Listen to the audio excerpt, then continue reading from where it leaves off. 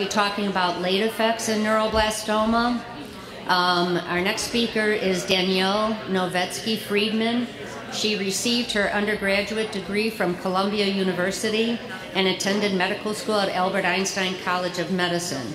She did her internship and residency and fellowship in pediatric survivorship at Memorial Sloan Cancer Center. She is now an assistant attending in the Department of Pediatrics at Sloan, where she divides her time between the care of childhood cancer survivors and clinical research on long-term complications after cancer treatment. She is specifically interested in late effects after radiation therapy and has 2 ongoing studies exploring diabetes risk after abdominal radiation in survivors treated at Sloan and on a national level in the Childhood Cancer Survivor Study. Dr. Danielle Friedman.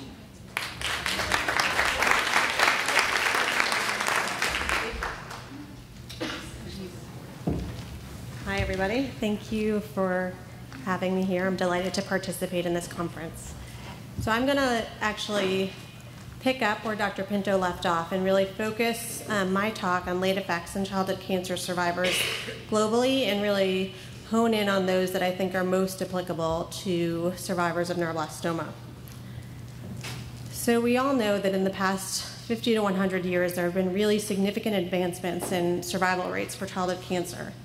And if we look at this national statistics, as of January 2011, there were close to 400,000 survivors of childhood cancer living in the United States, of whom nearly 20,000 were survivors of neuroblastoma and other peripheral nerve cell tumors. And so if we think about this sort of more globally, incidence rates generally for childhood cancer have been increasing slightly over time, while mortality rates have been decreasing steadily, which has afforded us the opportunity to take care of a growing population of childhood cancer survivors with special healthcare needs. So what do we mean when we talk about these special healthcare needs? Well, for those of us who see children and young adults who have completed cancer therapy, there are really 2 types of problems that we think about long-term. The first are called long-term effects, which is sort of confusing because these are really acute effects. And these are problems that occur at diagnosis or during active treatment. Some of these will resolve, and some of them will persist over time. But for me, the problems that I really focus on in my clinic are those that we call late effects. And these are treatment-related complications that occur after the completion of therapy. And what's important about these problems is that they may be clinically silent for many, many years, after which people are no longer followed by specialized clinics or in cancer centers. And really, what I want to stress today is that it's important that someone who is knowledgeable in this area follows our kids for many years, really for life, well into adulthood, to keep an eye out for these issues. So most of the data we have in this country has emerged from a very large group of childhood cancer survivors who complete very detailed questionnaires every few years about their health status, the medications they take, pregnancies, fertility, and from these surveys that mostly adult survivors now complete, we've learned a lot about what kinds of long-term effects and late effects we should be looking for in this population. So the original cohort was about 14,000 survivors, and now there's an expansion cohort of patients who were diagnosed more recently, between 87 and 99, which brings up the total number of patients who are completing these surveys to about 20,000 people. But what's really important is that in many ways, we're limited because these are patients who were treated between 70 and 86, and then 87 and 99. So we don't really have any data on newer therapies that are being used for different cancer types, particularly for advanced stage neuroblastoma. But from the Childhood Cancer Survivor Study, we do know that the majority of patients will develop at least one chronic health condition over time, and about 40% will develop a severe or life-threatening condition. And when we look specifically at the subset of patients who had a history of neuroblastoma, and there were about 950 neuroblastoma survivors in the Childhood Cancer Survivor Study, that 20-year incidence rate is actually closer to 40%. But we do know, as we know for all cancer types, that the more treatment you receive, the higher your risk of developing these problems. And so for any patient who we see in our clinic, we really have to think closely about these late effects. So really a one-slide overview of what we think about. Well, many of these issues can be detected early before there are symptoms or problems. Many of these issues are easily treated once they are detected. Some are even preventable and modifiable. The majority are not serious or life-threatening, but certainly we do pay very close attention to those that are. They can affect most organs of the body, and the risk often increases with time after treatment. So what determines a particular survivor's risk for the development of late effects? Well, we think about a multitude of issues, but these include pre-treatment factors, which are less important for neuroblastoma survivors who are obviously diagnosed and treated at a very young age. But certainly genetic factors are becoming increasingly important with newer research. Tumor factors, treatment factors, types of chemotherapy received, areas of the body and doses irradiated, whether patients are treated with stem cell transplant or not. Certainly immunotherapy is something that will have to be researched over time, and surgery as well. We are also interested in treatment events, demographic factors such as age, gender, and race. Health behaviors: do our survivors smoke? Are they eating a healthy diet? Are they exercising? Are they wearing sunscreen? And of course, the aging process is an active area of research as our childhood cancer survivors are getting older and older and entering their 40s and 50s now. So the really important thing in this forum, at least, is to remember that the greater the number of different treatments and the higher the cumulative doses of those treatments, the greater the risk of developing long-term problems. So certainly for high-risk neuroblastoma survivors, it's imperative that patients are really followed in specialized long-term follow-up clinics over time. So I keep referencing these late effects or long-term problems, but what are some of the specific ones that I'm really thinking about today and in clinic when I see our neuroblastoma survivors? Well, again, most systems can be affected, and I will touch on a few in each of these 4 areas. And these include endocrine and metabolic issues, those relating to vital organs such as the heart, the lungs, GI problems, sensory and learning issues, and of course, second tumors. So starting with endocrine and metabolic complications, these are actually the most prevalent late effects in survivors of childhood cancer. They are observed in 40 to 60% of survivors followed into adulthood, and they are most often seen after treatment with radiation impacting the brain and high-dose alkylating agents like cyclophosphamide, ifosfamide, busulfan, particularly when administered prior to transplant. So to start with underactive thyroid, so this is common after radiation to the neck, and that includes those patients who receive TBI or total body irradiation. May also develop after MIBG therapy, but not after just routine MIBG scanning used for diagnostic purposes.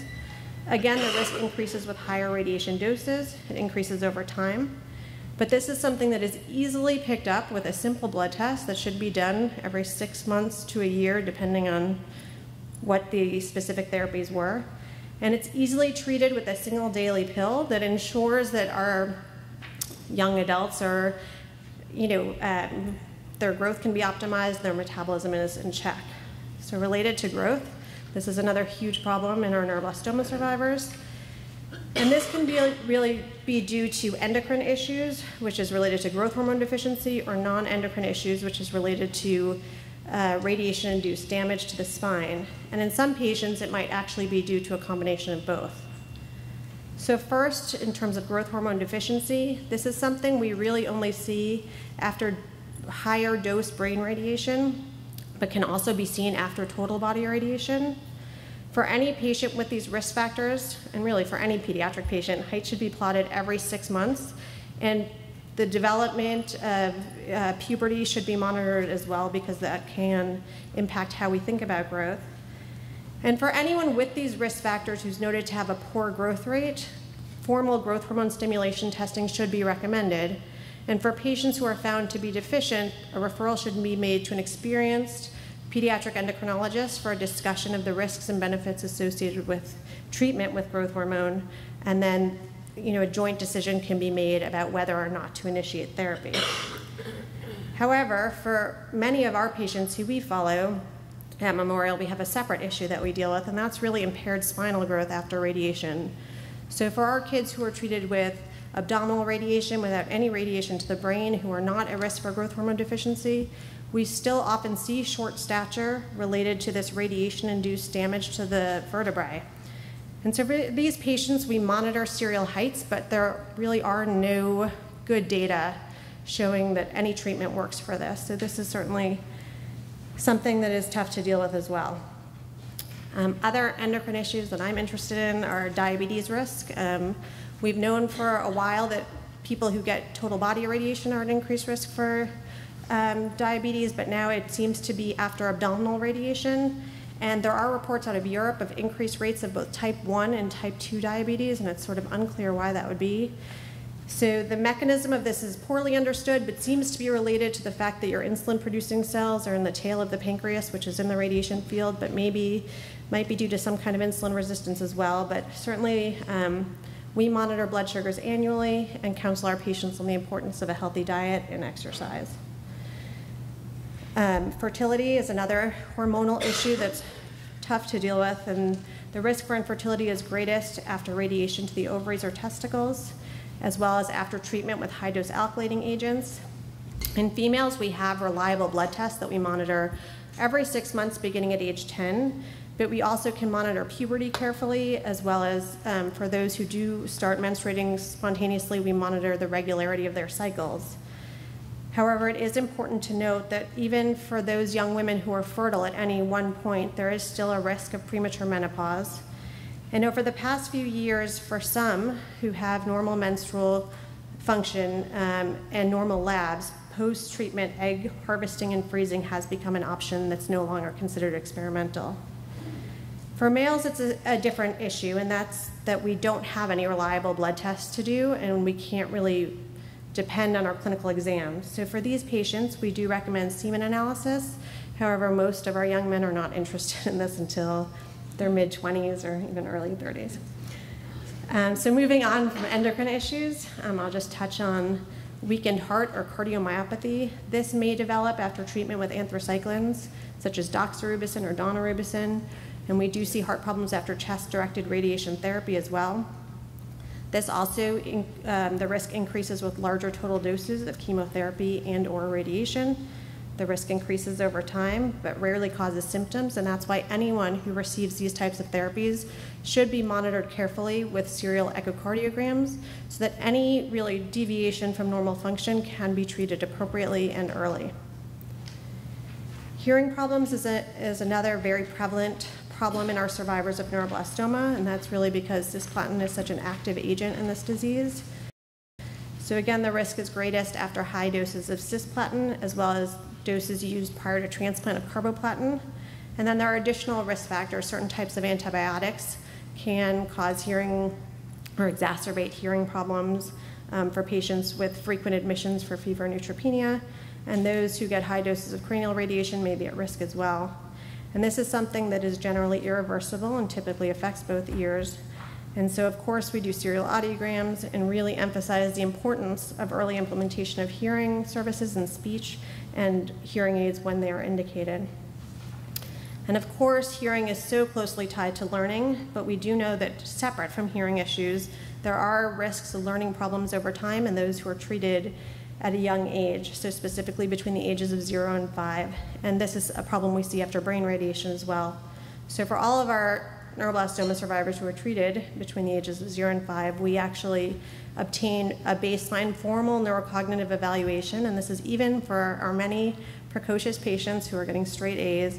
We are looking for very subtle learning problems like delayed processing, problems with executive functioning. Many of our patients who are really, really very bright still need extra time on tests, and we really want to make sure that we can optimize their educational achievement.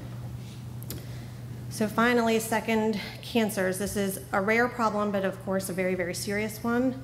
There are two types of second cancers that we think about. There are those that are early onset, and these are secondary leukemias, which are typically chemotherapy related. And then, of course, in those who are treated with radiation, we also worry about late onset tumors, which are typically solid tumors. Now, for some of these second cancers, there are aggressive screening recommendations in place to detect these early. So for anyone who is treated with high-dose radiation to the chest, we do start doing mammograms and breast MRIs at age 25. For those who receive high doses of abdominal radiation therapy with high doses to the colon, we start colonoscopies at age 35. We do careful thyroid exams on an annual basis in anyone who gets neck radiation looking for thyroid nodules. And we know that after radiation, there's an increased risk of non-melanoma skin cancer, so squamous cell and basal cell carcinomas. So we actually send all of our survivors who are treated with radiation to the dermatologist on an annual basis for really careful exams of any skin areas exposed to radiation. So this I am only bringing up because it's a recently identified problem. We have for a long time known that in radiation areas you can get these benign bony tumors called osteochondromas. They are usually asymptomatic, but Dr. Kushner, who's here, recently described a series of neuroblastoma patients who developed these benign bony tumors both in the radiation field and outside the radiation field, and this was only published several months ago. And we've had 2 additional cases since that time, and one of the mothers of one of the patients who developed this problem said, if only someone had told me that this could happen, you would have saved me a whole bunch of sleepless nights. So figured I'd include it today and hopefully save someone else from that problem. And this is something we just observe without intervention, but of course, you notice a bony lesion that pops up out of nowhere, and it can produce a lot of anxiety. So I've just introduced a whole bunch of late effects that we worry about on a daily basis in our clinics, but how can we reduce our risk of developing these problems? So of course, the main goal for any child with cancer is to maximize cure. We never want to change any treatment regimen that could even maybe compromise cure rates. But we really have to think carefully about long-term toxicities and the ways that we can minimize those long-term toxicities in our survivors.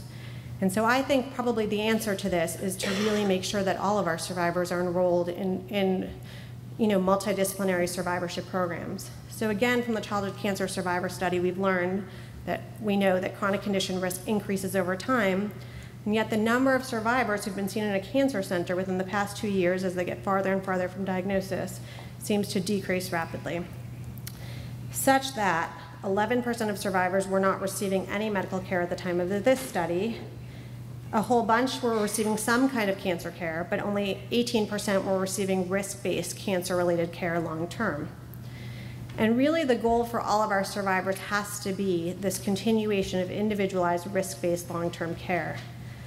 And the rationale is that this is a high-risk population at risk for the development of many potential problems. These risks do not plateau with aging and might be clinically silent for many years. So particularly for neuroblastoma survivors who are treated at a very young age, many of the teenagers I follow don't remember the cancer experience. They go to college, they move away, they think that's far, far behind me, I don't have to worry about this anymore, but really someone has to be looking out for these problems and detecting them early when we can. And this is especially because many of these problems are potentially modifiable by secondary or tertiary prevention and early diagnosis.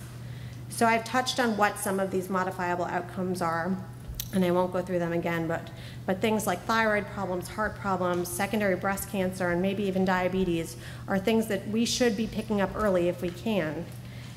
And there is actually a lot of research now going on healthy living in survivors of childhood cancer and how that can potentially modify outcomes. So certainly ways to do this include regular physical activity, eating 5 servings a day of fruits and vegetables, making sure you get adequate calcium, that means no Coke for the patients we follow, low-fat, high-fiber diets, wearing sunscreen, and avoiding tobacco use. It's sort of shocking that a large number of childhood cancer survivors are still smoking, and this is something easy that we can take care of to really modify long-term risks. So how do we provide this lifelong risk-based care? Well, at Memorial, I don't really do the monitoring for recurrence. The primary neuroblastoma team does, but we do look for second cancers and late effects, and we spend a lot of time on counseling and education and talking about preventative issues. And so we really strive to meet this goal by providing this longitudinal risk-based healthcare, but we also do research on these sorts of issues and investigate the health outcomes and healthcare needs of the population we follow clinically. And what's become increasingly important and a more integral part of our mission is that we also are trying to educate healthcare professionals who are not oncologists and not involved in cancer care, so that for patients who can't make it to a large cancer center to be seen on an annual basis, the primary care provider should be able to be at least somewhat familiar with what kind of screening should be happening on a regular basis. And so in our clinic, we currently follow 2,100 survivors of childhood cancer, of whom close to 300 had a history of neuroblastoma, and most of the patients we see actually are survivors of high-risk disease. And we follow survivors through age 21, after which we transition them to a dedicated adult survivorship program. We see patients 4 days a week, and it's a multidisciplinary team of doctors, nurse practitioners, social workers, and we have a dedicated dietitian as well. We encourage all patients to have a primary care provider. We communicate with the primary oncology teams, and together we try to co-manage late effects. And we do this by using the late effects screening guidelines from the COG. These guidelines are actually publicly available to anyone at this website, survivorshipguidelines.org, which looks like this. You can open this website up, look for any specific treatment that you're interested in, and it will tell you what the potential late effects are related to that treatment, who's at risk, and how they should be evaluated, and how often. The other wonderful thing on this website is that there are health links for every single late effect that we are aware of that are written specifically for survivors and their families. This is just one on keeping your heart healthy, but these are a great resource for families. And we actually print out all the ones that are relevant to each survivor at the first meeting. I don't know whether anyone actually reads them, but we think that they're helpful and they are there online for anyone to access. And the final really important thing of what we do is that we make sure that every survivor followed in our program has what's called a treatment summary or survivorship care plan. And this is a 1 to 2 page document that summarizes all of the therapy received. So basic stats, where you were treated, the dates of diagnosis, how old you were at diagnosis, since that can modify risk, and what types of therapy you received or your child received. So surgery, radiation, chemo, immunotherapy, what the potential late effects are, and we always emphasize these are potential. I hope none of them will happen, but someone needs to look out for these things in case they do, and how they should be screened for these things.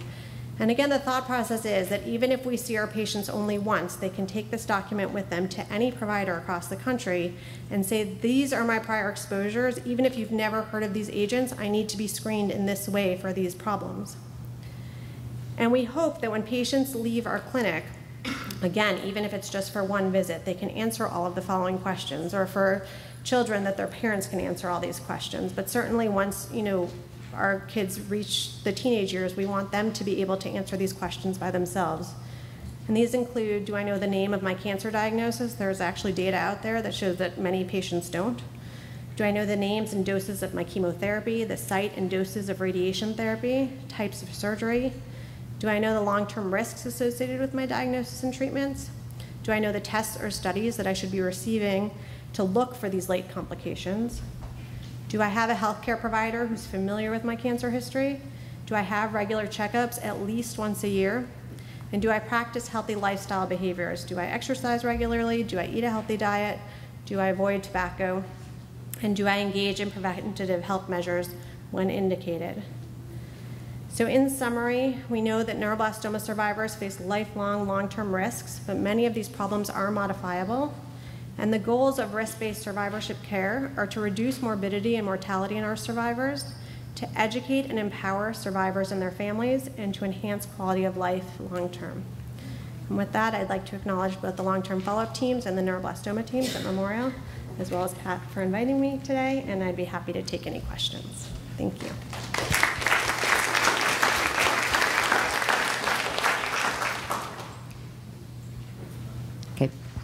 Hi. Yeah, our question is, okay, it's obvious you're really pushing nutrition after cancer, but what about nutrition during cancer? So this is actually something we talk about a lot. The issue with nutrition during cancer is that, at least what we hear is that, the emphasis is really on getting your kid to eat at all, and families feel like, even if it's Snicker bars every day, then that's what we have, and that's what, we're dealing with what we can. So certainly in a perfect world, nutrition during cancer therapy is an important thing, but people sort of, are doing the best they can during a really tough time. And so for now, we're really focusing on post-treatment. But you're right, there are studies actually open now in leukemia survivors, particularly for this reason, that we know that sort of poor dietary choices are probably instilled at a very young age. And so in obese leukemia survivors, there's a big study going on now trying to optimize nutrition post, and they're trying to look back at factors during. But at least for now, I think, we're trying to do the best we can during treatment and really focusing on this as an after-treatment issue. Hi. Hi. So our daughter had a stem cell transplant right after she turned age 4, and the transplant team said that there have been no cases of females who have been able to have children after stem cell transplant. Is that your experience? So I definitely don't want to contradict anything your doctor said. Yeah. It probably depends what the cytoreductive regimen was prior to transplant. If your daughter received total body radiation, then the risk is very high. She did not, no. So in our practice, we never say never. We don't. We actually have one survivor, one male, who got total body radiation, who has children that he says are his, and I have no reason to think otherwise. So it's something we follow carefully. We never say never. Yeah. And we actually talk about birth control with all of our teenagers. Have you seen any cases? Are there any documented cases of women reproducing, naturally with their eggs after transplant? Okay. Yeah. Okay. Yes. All right, thanks. There are. Actually, I think we had a lady from, where was she, Minnesota, that came and talked a few years ago, and she brought her little baby. They told her that she would never have children. She brought her little baby, just as cute as can be. So. Yes, definitely. Hi. So when is the right time to start thinking about, baseline studies for survivorship, if you're in treatment? Sure. I know right now, we're in relapse and we're focused on getting her better, but Absolutely. hearing about, some of these tests that you may do as baselines, it's just would be helpful to know when is sort of the right time to think about that. Sure. So I think that this is an institution-specific question. At Memorial, I think maybe we're a little bit aggressive. We start seeing patients at 1 year post-treatment. It's supposed to be post any treatment, but we've started seeing some patients who are, I have patients I follow who are still on paraphosphine, for instance, but are more than a year post all of their chemotherapy and radiation. So our adult program only sees patients 2 years post-completion of everything. So it probably depends on the doctors at your institution, but we feel like getting in early is a good thing, just to start even introducing some of these concepts, but certainly not during active treatment for relapsed disease. Hi. Hi. I think what I have is more of a comment than a question, Sure. but my son is almost 4 years post-treatment. He is currently 19 years old.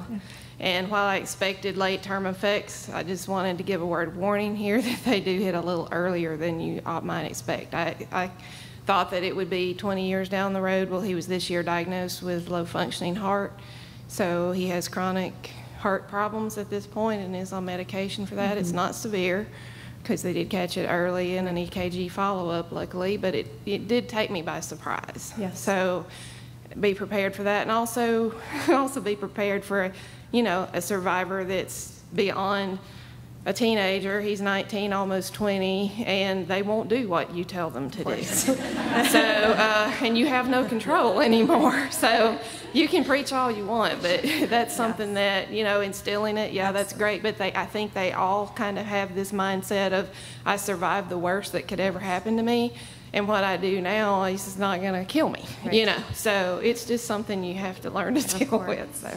Yeah. And that actually is a challenge that we find with the young adult survivors specifically, is there is this feeling of invincibility. I beat cancer. I don't need this kind of follow-up. And so we are depending on parents like you to sort of drag them back and bring them to see us once a year. Hello. Hi.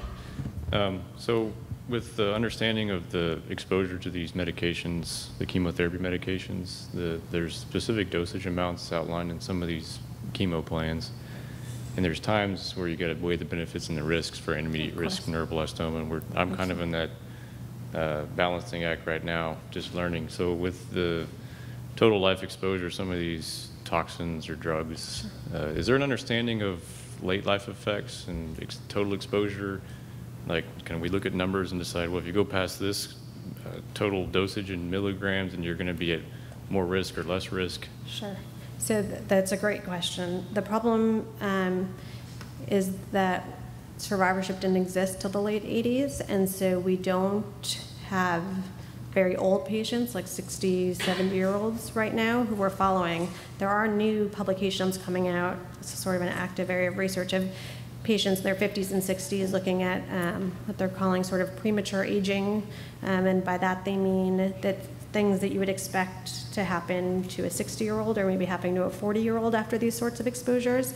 But in terms of specific numbers, those are sort of an active area of research that I hope we'll have soon. But we don't really, the way the childhood cancer survivor study works specifically is it's this very large cohort of childhood cancer survivors, and we compare them to a random sampling of their siblings who were never treated for cancer. And so everything's estimated as sort of excess risks compared to the unaffected siblings. So it's not exactly like this percentage who get this dose of cyclophosphamide will have this problem, but we do know that if you get this agent at this dose range, when you are this old, you are at this amount of excess risk. That's my question. I guess everybody has kind of access to that. Like my oncologist, for instance, should have access to that. So if yeah, so I mean, the way we try to avoid numbers because all the different papers from different cohorts give you different numbers, but certainly that website, the survivorshipguidelines.org, has a whole bunch of citations on each late effect card, and you can certainly take a look at those, and that will also tell you who's at highest risk at which dose thresholds, and whether age or other treatments that you received, how those modify risk. And it's pretty easy to access and easy to understand. Thank you. So. Okay. Reese? Yeah. Got the mic down low enough for me here? Story of my life. I think I was involved actually in some of these studies through Sloan. So yeah, I'm kind of the late effects spokesperson in a lot of ways. A lot of that stuff kind of is all me. First thing I was going to say was my mom gave me panic attacks over the amount of tests she wanted to give me. So don't worry about that. And I've met survivors that are females in 30s that have had kids in Canada. So I'm Canadian. So anyways, two things that affected me big time post were the cognitive things you were discussing. Not really going to ask a question about that, but the secondary tumors you mentioned through radiation. When you talk about those, what do you mean? I had a tumor 2 years ago taken out of my back that pretty much almost put me in a wheelchair. It was they described it as either a schwannoma, neurofibroma, or whatever. And I know some of those are genetic diseases. Now, is that something you've seen a lot of? Schwannomas and neurofibromas? Not. No. No. Okay. I don't know if other doctors in the room want to comment on that, but I have not. What do you see normally for secondary tumors then? So it depends. So for late onset secondary tumors, it's really very driven by prior radiation exposures. So a good example in the Hodgkin's community is after high-dose breast radiation, we are seeing a lot of breast cancer at a young age. So that's certainly something that we've become aware of sort of relatively recently, and that has resulted in a change in the way Hodgkin's is treated, that now we don't use a field from here to here because these women were developing thyroid cancers, breast cancers. We really try to give more focal radiation. So breast cancer is a great example of something that is frequently seen in that group.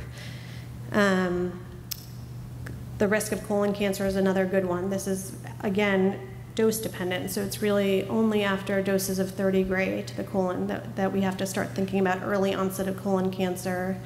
And then, of course,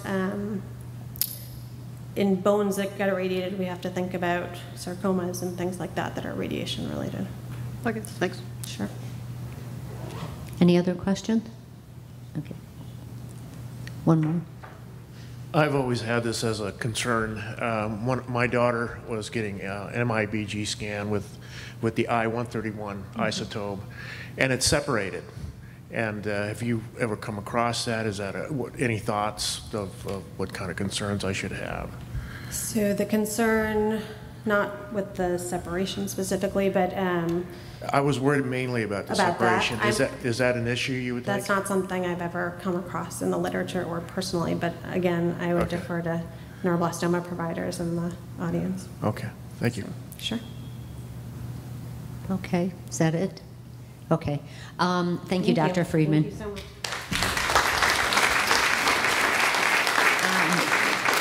Okay, if your children are in the kids' room, you can go ahead and get your children, and then lunch is served out in the hallway and eat in the next room over. Thank you.